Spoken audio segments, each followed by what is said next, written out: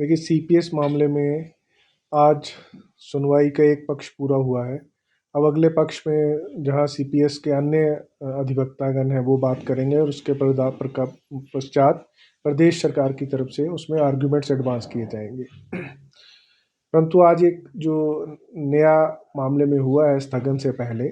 उसमें एक अंतरिम आदेश माननीय उच्च न्यायालय ने पास किया है, जिसमें कहा गया है कि प्रदेश जो चीफ पार्लियामेंट्री सेक्रेटरीज हैं वो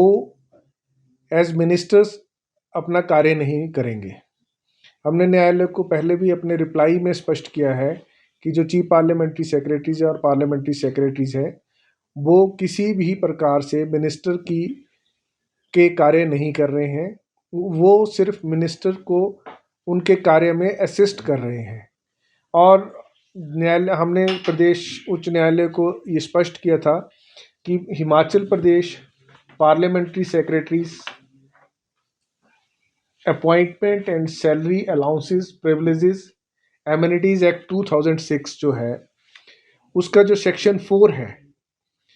हिमाचल प्रदेश एक्ट के सेक्शन 4 में ये स्पष्ट रूप से लिखा गया है, जिसको मैं हिंदी में आपको बताऊंगा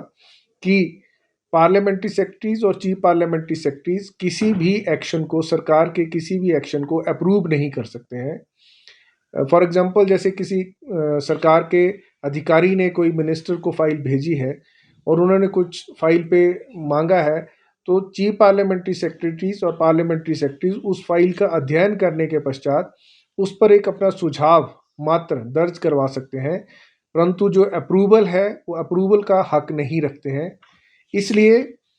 वो जब से नियुक्त किए गए हैं प्रदेश सरकार द्वारा, प्रदेश सरकार ने ये पूरा ध्यान रखा है कि वो किसी भी प्रकार से मिनिस्टर्स की ड्यूटीज को डिस्चार्ज नहीं कर रहे थे। एक मामला जो बहुत इंपॉर्टेंट है इस संदर्भ में कहना, क्योंकि याचिकाकर्ता की जो दलील है कि ये मामला विमलांशु राय जो आसाम की जजमेंट है उससे कवर होता है, आज ये स्पष्ट हो गया अंतरिम आदेश से कि ये उससे ही कवर नहीं होता है। ये मामला उसकी तरह बिल्कुल नहीं है या उससे मिलता जुलता मामला बिल्कुल भी नहीं है। जबकि जो छत्तीसगढ़ में, जब छत्तीसगढ़ कोर्ट में ये सुनवाई चल रही थी, तो छत्तीसगढ़ में 13/4/2018 को ये फैसला आया था जो अभी सुप्रीम कोर्ट में लंबित है। उस फैसले में की सुनवाई के दौरान भी अंतरिम आदेश ऐसा पास किया गया था कि जो 11 चीफ पार्लियामेंट्री सेक्रेटरीज छत्तीसगढ़ में तब अपॉइंट किए गए थे वो एज मिनिस्टर्स काम नहीं करेंगे। और अंततः छत्तीसगढ़ उच्च न्यायालय ने पाया था कि क्योंकि 11 चीफ पार्लियामेंट्री सेक्रेटरीज छत्तीसगढ़ में मिनिस्टर की किसी भी भूमिका को नहीं निभा रहे हैं, इसलिए उनकी नियुक्ति पूर्णतया वैध है तथा वो नियुक्ति आर्टिकल 164(1)(a) के दायरे में नहीं आती है। तो इसलिए ये महत्वपूर्ण हो गया है कि अब हिमाचल प्रदेश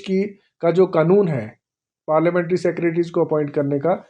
उसकी सिमिलैरिटी छत्तीसगढ़ के कानून से हो गई है, ना कि असम वाले जो कानून जहाँ पे उनको पहले ही मिनिस्टर का स्टेटस दिया गया है, मिनिस्टर्स के पे पर्क्स दिए गए हैं। हिमाचल में ऐसा कुछ नहीं है। तो अब इस मामले की सुनवाई 12 मार्च को होनी तय हुई है। तब तक जो भी आगे हमारे स्टेट के आर्गूमेंट्स होंगे और उसके पश्चात कभी भी फैसला आएगा।